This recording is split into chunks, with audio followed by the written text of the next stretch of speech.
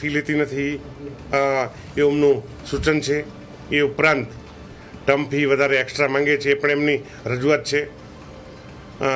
વાલીઓનો એવો પણ આક્ષેપ છે સાહેબ અમને રાત્રે 11 વાગે ઈમેલ કરીને પણ અમને હેરાન કરવામાં આવે છે। અમારા બાળકોને એલસી આપતા નથી। તો કોઈ પણ સ્કૂલ ગમે તે બોર્ડની હોય કોઈ પણ બાળકનું એલસી અટકાવી શકે નહીં। પણ સાથે સાથે ધારો કે જે બાળક અત્યારે એપ્રિલમાં દાખલ થયું છે એનું ટર્મ શરૂ થઈ ગયું છે તો એને 1 માસની ફી તો એને ભરવી પડે। બાકી શાળા સામે શાળાને સૂચના અપાઈ ગઈ છે।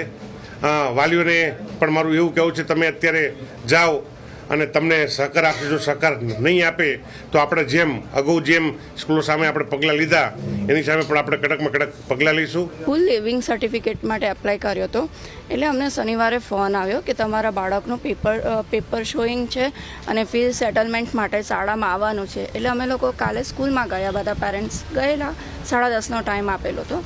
અમે ત્યાં ગયા એટલે અમને પહેલાં આ કાગળ હાથમાં આપ્યું।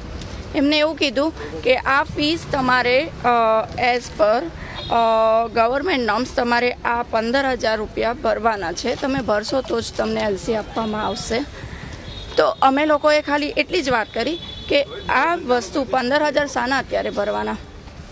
ગવર્મેન્ટનો કોઈ બી રૂલ્સ હોય ને એ એપ્લિકેબલ ત્યારે જ થાય કે જ્યારે તમારું ટર્મ સત્ર શરૂ થવાનું હોય, ના કે સત્ર પૂરું થવાનું હોય। આજે મારા બાળકનું રિઝલ્ટ મારા હાથમાં આવી જાય છે ત્યારે તમે એવું કહો છો કે તમારે 15,000 ભરવાના। તમે હવે સ્કૂલમાં જે શિક્ષણનું જે સ્તર છે એમાં મજા નથી આવતી, એના કારણે અમે મારો સન 4th સ્ટાન્ડર્ડમાં ત્યાં છે તો ત્યાંથી અમે ગઈકાલે એલસી માટે ઇન્સ્ટન્ટ પહેલાં અપ્લાય કર્યું હતું તો ગઈકાલે એ લોકોએ બોલાવ્યા હતા અમને લોકોને।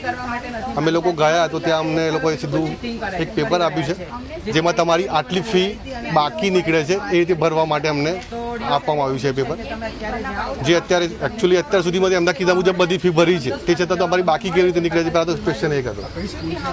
અને એ લોકો જે રીતે અમને એલસી માટે જે બાકી ફી છે તમે 25 તારીખ સુધી માટે 4 જ દિવસો ભરી દો એ રીતે અમને લોકોને કહેવામાં આવ્યું છે। અમારી તમામ માહિતીથી અપડેટ રહેવા માટે જોડાયેલા રહો S9 ન્યૂઝ સાથે।